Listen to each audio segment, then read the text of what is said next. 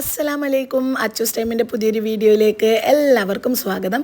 ഇന്ന് നമ്മളൊരു കിഡിലൻ അറബിക് പുഡിങ്ങിൻ്റെ റെസിപ്പിയാണ് കാണിക്കുന്നത്. ഇപ്പോൾ പെരുന്നാളൊക്കെയാണല്ലോ വരുന്നത്. അപ്പോൾ പെരുന്നാളിന് ഉണ്ടാക്കിയെടുക്കാനും വീട്ടിൽ ഗസ്റ്റൊക്കെ വരുമ്പം തയ്യാറാക്കി കൊടുക്കാനൊക്കെ പറ്റിയിട്ടുള്ള നല്ല അടിപൊളി ഒരു അറബിക് പുഡിങ്.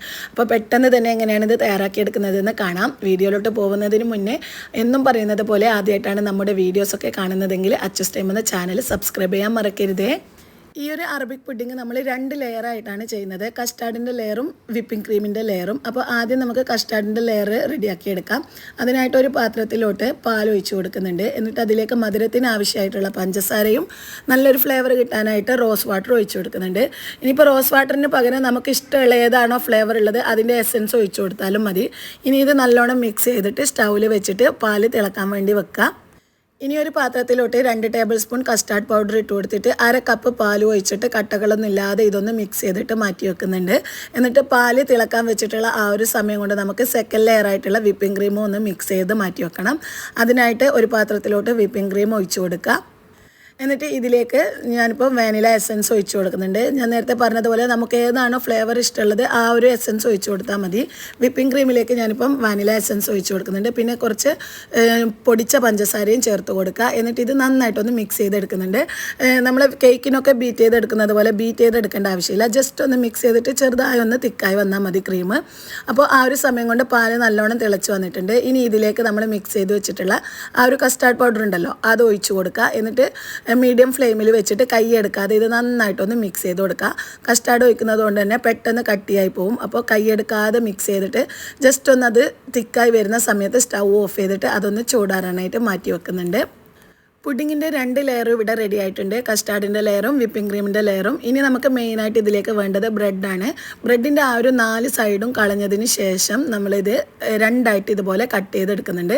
എന്നിട്ട് നമ്മൾ പുഡിങ് ഏതൊരു പാത്രത്തിലാണോ സെറ്റ് ചെയ്യുന്നത് ആ ഒരു പാത്രത്തിൽ ഇതുപോലെ വെച്ച് കൊടുക്കുന്നുണ്ട്.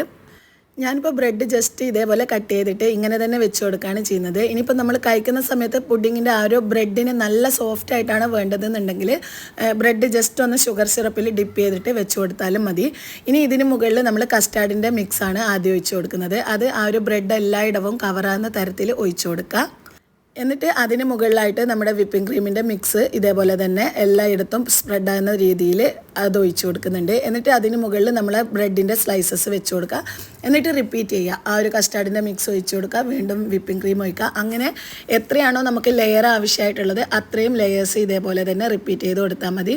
ഞാനിപ്പോൾ എടുത്ത പുഡിങ്ങിൻ്റെ ട്രേ ചെറുതായതുകൊണ്ട് എനിക്ക് 2 ലെയർ മാത്രമാണ് ബ്രെഡ് വെക്കാൻ പറ്റിയിട്ടുള്ളൂ. അപ്പോൾ എടുക്കുന്ന സമയത്ത് വലിയ ട്രേ എടുക്കുകയാണെന്നുണ്ടെങ്കിൽ നമുക്ക് കൂടുതൽ ലെയേഴ്സ് ആയിട്ട് ഈ ഒരു പുഡിങ് ഉണ്ടാക്കിയെടുക്കാൻ പറ്റും. ഇനി ഏറ്റവും മുകളിലായിട്ട് വിപ്പിംഗ് ക്രീമിൻ്റെ മിക്സ് ഒഴിച്ച് കൊടുത്തതിന് ശേഷം നമുക്ക് ഇഷ്ടമുള്ള നട്ട്സൊക്കെ വെച്ചിട്ട് ഇത് ഡെക്കറേറ്റ് ചെയ്തെടുക്കാവുന്നതാണ്. ഞാനിപ്പോൾ ആൽമണ്ട്സും പിസ്തയും എടുത്തിട്ടുണ്ട്. അത് ഇതുപോലെ ഇട്ട് കൊടുക്കുക. എന്നിട്ട് ഫ്രിഡ്ജിൽ വെച്ചിട്ട്, ഫ്രീസറിലല്ല ഫ്രിഡ്ജിൽ വെച്ചിട്ടാണ് നമ്മളിത് സെറ്റ് ചെയ്തെടുക്കുന്നത്. ഫ്രിഡ്ജിൽ ഒരു മിനിമം 5 മണിക്കൂർ, മാക്സിമം നമ്മൾ ഓവർനൈറ്റ് വെക്കുകയാണെന്നുണ്ടെങ്കിൽ അതായിരിക്കും ഏറ്റവും നല്ലത്. രാത്രി വെച്ചിട്ട് പിറ്റേന്ന് എടുക്കുകയാണെന്നുണ്ടെങ്കിൽ അതായിരിക്കും നല്ലത്. മിനിമം ഒരു 5 മണിക്കൂറെങ്കിലും നമ്മളിത് സെറ്റ് ചെയ്യാൻ വേണ്ടി വെക്കുക. അങ്ങനെയാണെങ്കിലായിരിക്കും നല്ല കറക്റ്റ് ആ ഒരു അറബിക് പുഡിങ്ങിൻ്റെ ടേസ്റ്റ് നമുക്ക് കിട്ടുക. ഇത്രയേ ഉള്ളൂ. വളരെ ഈസി ആയിട്ട് നല്ല അടിപൊളി ടേസ്റ്റിൽ ഉണ്ടാക്കിയെടുക്കാൻ പറ്റിയിട്ടുള്ളൊരു പുഡിങ്ങാണിത്. ആ ഒരു റോസ് വാട്ടറും വാനിലയും ക്രീമൊക്കെ ആയിട്ട് നല്ല ഫ്ലേവറാണ് ഈ ഒരു അറബിക് പുഡിങ്ങിന്. അപ്പോൾ പെരുന്നാളിനൊക്കെ പുഡിങ് ഉണ്ടാക്കുന്നവരുണ്ടെങ്കിൽ ഈ ഒരു പെരുന്നാളിന് ഈ അറബിക് പുഡിങ് ഉണ്ടാക്കി നോക്കിയിട്ട് മറക്കാതെ ഫീഡ്ബാക്ക്സ് അറിയിക്കുക. പിന്നെ എന്നും പറയുന്നത് പോലെ വീഡിയോ ഇഷ്ടമായിട്ടുണ്ടെങ്കിൽ ഫ്രണ്ട്സിനോ റിലേറ്റീവ്സിനോ ഒക്കെ ഷെയർ ചെയ്ത് കൊടുക്കുക, ലൈക്ക് ചെയ്യുക, കമൻറ്റ് ചെയ്യുക. ഇൻഷാ അല്ലാഹ് പുതിയൊരു വീഡിയോ ആയിട്ട് വീണ്ടും വരുന്നത് വരെ എല്ലാവർക്കും അസ്സലാമലൈക്കും.